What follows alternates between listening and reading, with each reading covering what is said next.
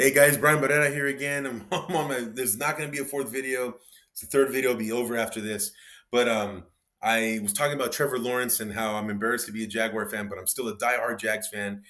I love my Jags, but it just, man, I get embarrassed so much when I'm out there wearing Jags jerseys. But I'm not going to stop. Hopefully, they can win a Super Bowl with Trevor Lawrence. But yeah, we're talking about Trevor Lawrence. And I was talking about what I believe Doug Peterson was doing with the Jaguars because I watched them so closely. Like I said, I watch the dynasties and I also watch the bad teams to see where they're failing. And I think I was talking about Brenton Strange. Brenton Strange, I think he's underrated. Well, I'll jump into Doug Peterson next. I believe Brenton Strange is underrated. I think he's a really good tight end. I believe he follows Trevor Lawrence pretty well. But if you notice, the Jags, when they made the playoffs a few years ago, in 2022, I believe, when they beat the Chargers. Oh, yeah. And they were down like 27-0. They came back and won. Um, they had Marvin Jones Jr. Marvin Jones, not the best wide receiver of all time, but he fit what Trevor needed. I think that's why the Jaguars were so good that year because Lawrence went the way Brady is precise, the way precise with just knowing the timing, knowing the rule book, everything that happens here, the rule book, the playbook, the tape room, everything goes back to being precise. Brady also has to know how precise his arm is. He needs to know that his gift is that his arm is precise. So if his arm is precise, he knows he has to get the ball there in 3 seconds or less. He knows where the play is going to open up. He knows when they're going to hit the cornerback. The receivers can hit the cornerback and get free real quick because the defense is collapsing on him very quickly. He has to know what his gift is. His gift is that his arm is precise, so he has to know how to play precise, right? Mahomes knows he goes from sideline to sideline. He knows where the line of scrimmage is. He needs players who are going to follow him from sideline to sideline. I don't think Mahomes does that on purpose. That's just his gift. If you notice when plays get botched or they break up, Mahomes still does 20, 30-yard gains or touchdowns because he just is so great at not giving up on plays. It's not really scrambling, it's just not giving up on a play. His little flicks that he does, whatever. But when it comes to Lawrence, and I'm not comparing Lawrence to them because Lawrence is not Patrick Mahomes or Tom Brady, but what I'm saying about Lawrence is back to Marvin Jones. Lawrence, he sees windows, and when he sees windows, he guns it there, and he has that John Elway powerful arm where he gets the ball there very fast and right to their chest. And you need a certain type of player. It's not about drop percentage. It's not about that. That's Tom Brady. When it comes to Trevor Lawrence, it's like that ball's going to hit your chest, and you need to really grab that ball. Not as bad as Elway, but Elway, they told him that he had to slow his throws down a little bit because they were just cannons. But Trevor Lawrence, he sees that window, and it's a little similar to Aaron Rodgers. I believe Lawrence is like a mixture of Aaron Rodgers and John Elway. Aaron, when he was if you look at when he won the Super Bowl, he had a Randall Cobb, Jordy Nelson. He had these players that were really good at over the shoulder catches. They were toe tappers. They knew the urgency. They knew where that chalk was. They knew how to get it in the game. And I think that was so important with his team, with his skill set. And I think that's one thing that we don't pay attention to. With most of our quarterbacks is that they want to draft the best players, and there is a need for that. But you have to draft the best players around your quarterback. That's what you have to do. You have to draft the best defensive players around your defensive end or your linebacker or your cornerback, whoever commands that defense. Does your best defensive player, they better in zones? They better one-on-one? You have to draft the players around that quarterback on defense. So with Trevor, I think having Marvin Jones and Doug Peterson in 2022, I think Doug knew that. Doug did that with Nick Foles when they won the Super Bowl against the Patriots. That's what Doug Peterson did. He knew Nick Foles. He knew how to use the team around him, and they won the Super Bowl.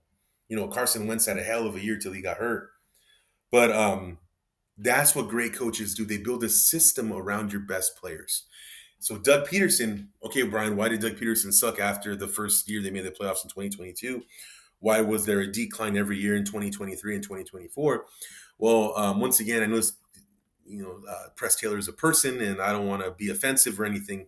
This is just a post in regards to business models and what I see Bill Belichick doing in Brady, and now Doug Peterson. But I believe that Press Taylor just was trying to build a system and not building around Trevor Lawrence. Let me tell you why. I think them signing Calvin Ridley was genius. Calvin Ridley is an awesome wide receiver. Again, it's all about fit, right? He didn't fit Trevor Lawrence. He had a great year. I think he had 1,100 yards, and I think he had over 10 touchdowns or maybe eight. He had a great year with Trevor Lawrence. But if you notice, and there was a couple videos that surfaced on social media on how many touchdowns he had.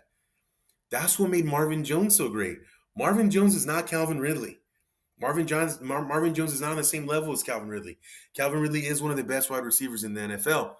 But Marvin Jones fit Trevor Lawrence better than Calvin Ridley did.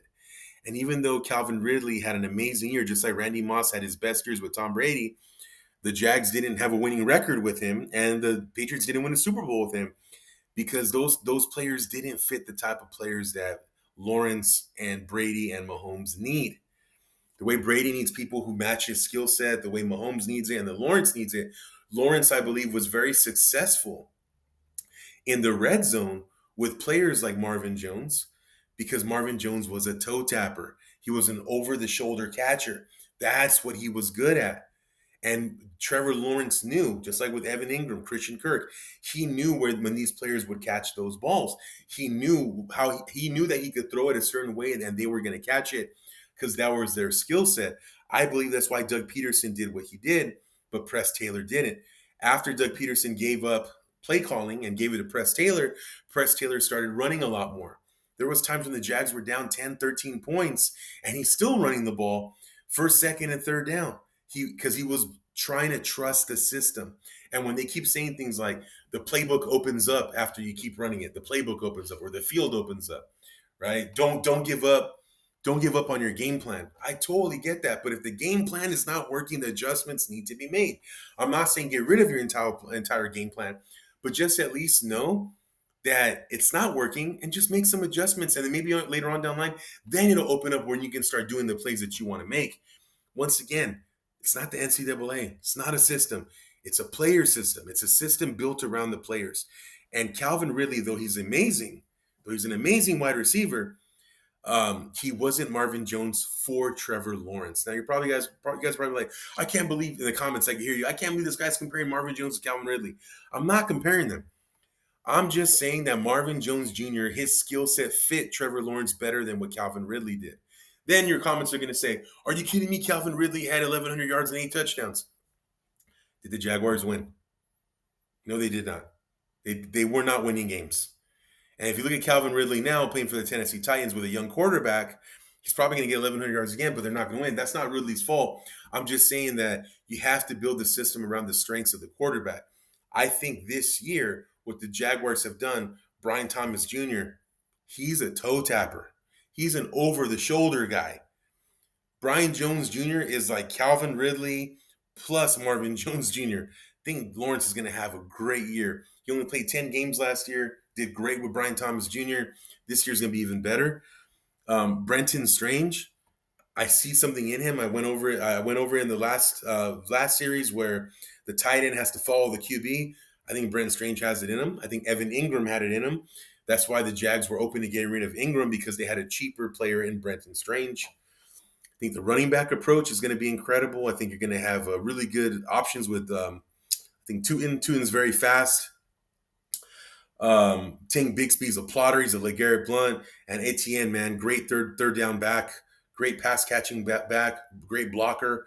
So I think that, in my opinion, Liam Cohen is building a system kind of like Bill Belichick does. The Jags also signed Diami Brown, who had a great playoff run with the Commanders. I think he's a vertical threat. He does great slants. But again, I think the Jags needed that toe tapper, that over the shoulder guy, which they have with Brian Thomas, and now they have that vertical threat, elusive threat in Diami Brown. But here's the trick. Here's what I think the Jags are doing. This is why it screams Belichick to me again, because Belichick had a lot of trick plays. Belichick was very creative. I think that Liam Cohen is going to use Travis Hunter and Travis Etienne, the two Travises. think he's going to use them a lot as decoys or for trick plays or running or passing. He's going to mix it up and he's going to catch a lot of defenses off guard. So, anyways, that's it. That's it. I love business, and I love bringing sports into business because sports, man, they have egos, $1 million contracts. So much can go wrong so fast in sports. So I think that's why I don't think we use a lot of sports analogies, or I don't think we use a lot of sports into our business models like we should, because they're at the top level. We don't use them for our everyday businesses. We watch them in awe. We get mad when they lose. We're happy when they win. And if you are a Kansas City Chiefs fan and you hate the Raiders, you know them inside and out because they're going to play your team. You know the Chargers inside and out because they're going to play your team. You know the Broncos inside and out because they're going to play your team. Why don't you know your competitors for your business inside and out? They're playing you every day. That's why I do this. That's why I'm bringing in sports into business, because if you're a movie buff, if you love music and you're just going crazy over your favorite artist's next executive producer, or that they're making an album with somebody that's incredible, um, a full blown album, not 20 producers in 10 songs, but just one producer. Movies, all those egos, sports. We follow all this stuff. We marvel at all this stuff. We're in awe of all this stuff. Why don't we do it for ourselves? Why don't we watch our competitors the way we watch the Houston Texans, and how much you hate the Houston Texans or the Tennessee Titans or the Indianapolis Colts? When Peyton Manning was playing, I loved watching Peyton Manning. When he was on the Colts, whenever the Jags played him, I was watching that game because I want to see what Peyton Manning's going to do. And I didn't hate the guy. I love the guy. And I was like, whoa, this guy's incredible. And I'm sure he has his own five tool thing that I can build as well. That might be my next video. But I believe that Manning loved long slants. He was so good at throwing long slants or long fade outs. He was so good at it. 20, 30 yards out, boom. So good at it. But that's it, guys. Why can't we do this in our own businesses? Take care, guys. Till next time.